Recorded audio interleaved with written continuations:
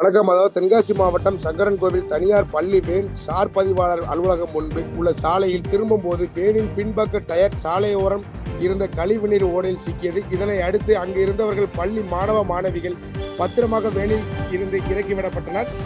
இதனைத் தொடர்ந்து விபத்தில் சிக்கிய பள்ளி வாகனத்தை ஒளிப்பதிவு செய்து கொண்டிருந்த செய்தியாளர்களை பள்ளி போக்குவரத்து மேலாளர் விபத்தில் சிக்கிய வேன்களையும் குழந்தைகளையும் வீடியோ எடுக்கக்கூடாது, எனவே வீடியோ எடுத்தால் செல்போன்களை பறித்து உடைத்து விடுவேன் என மிரட்டியதால் இருவருக்கும் வாக்குவாதம் ஏற்பட்டது. இதனால் சிறிது நேரம் அப்பகுதியில் பரபரப்பு காணப்பட்டது. தகவல் அறிந்து சம்பவ இடத்தில் விரைந்து வந்த காவல்துறையினர் ஜேசிபி இயந்திரம் மூலம் விபத்தில் சிக்கிய பள்ளி வேனை பத்திரமாக மீட்டனர். இதனை அடுத்து மாற்று பள்ளி வேன் வரவழைக்கப்பட்டு மாணவ மாணவிகள் அனைவரையும் வீடுகளுக்கு அனுப்பி வைத்தனர்.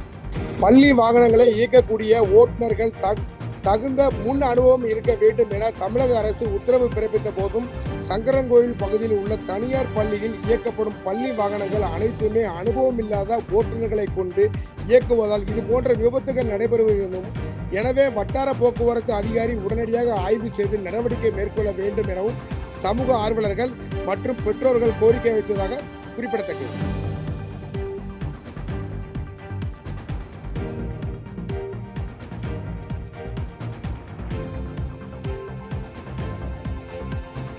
செய்திகளை உடனுக்குடன் தெரிந்து கொள்ள கீழ்கண்ட கேபிள் மற்றும் டிடிஎச் நெட்வொர்க்குகளில் எம்நாடு செய்தி தொலைக்காட்சியை காணுங்கள்.